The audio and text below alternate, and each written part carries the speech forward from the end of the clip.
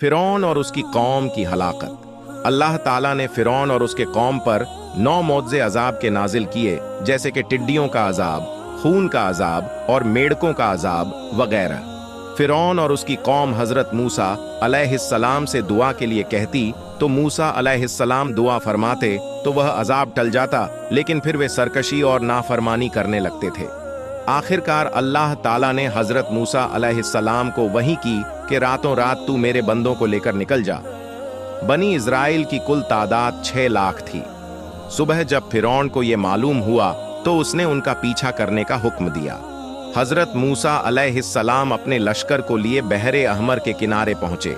जब वह पीछे मुद्दा कर देखा तो फिरौन और उसका लश्कर पीछा करते हुए चला आ रहा है। ये देखकर बनी इज़राइल परेशान हो गए कि अब क्या होगा।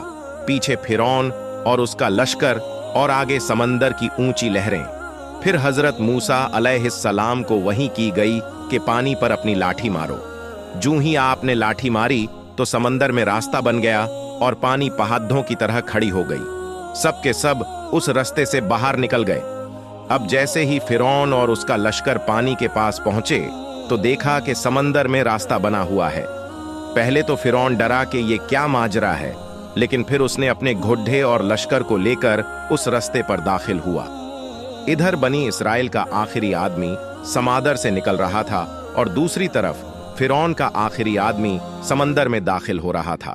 अल्लाह ताला के हुक्म से पानी जा मिला और फिरौन और उसका लश्कर पानी में गर्क हो गए। जब फिरौन डूब रहा तो कहने लगा कि मैं हजरत मूसा अलैहिस्सलाम के रब पर ईमान लाता हूं।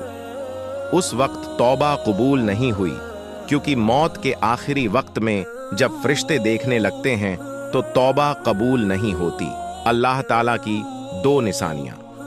10 साल पूरे करने के बाद हजरत मूसा अलैहिस्सलाम ने अपने वतन मिस्र जाने का इरादा किया और अपने बीवी को साथ लिए वापस चले।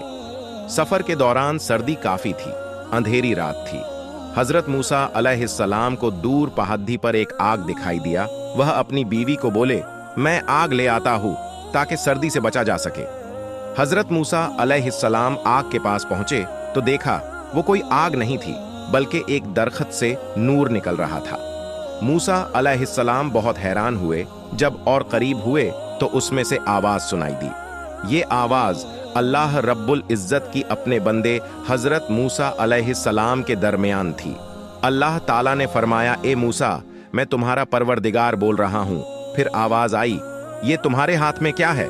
मूसा अलैहिस्सलाम ने जवाब दिया, ये मेरी लाठी है जिससे टेक लगाता हूँ और अपने बकरियों के लिए पत्ते झाड़ता हूँ, और भी फायदे हैं।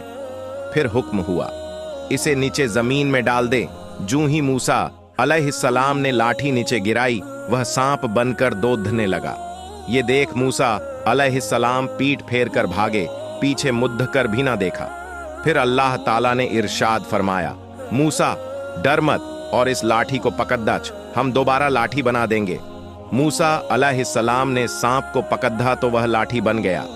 अल्लाह ताला ने फिर फरमाया, अपने हाथ को अपने गरेबान में डाल। मूसा अलैहिस्सलाम ने ऐसा ही किया। जब हाथ बाहर निकाला तो आपका हाथ सूरज की तरह चमक रहा था। अल्लाह ताला ने 2 मोज़े हजरत मूसा अलैहिस्सलाम को दिए। फिर अल्लाह ताला ने फरमाया, फिरौन और उसके कौम के तरफ जा, यकीनन वो बहुत सरकश और नाफरमान है।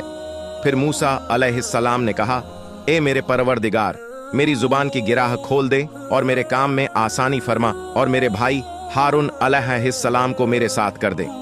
अल्लाह ताला ने आपकी दुआ कबूल फरमाई।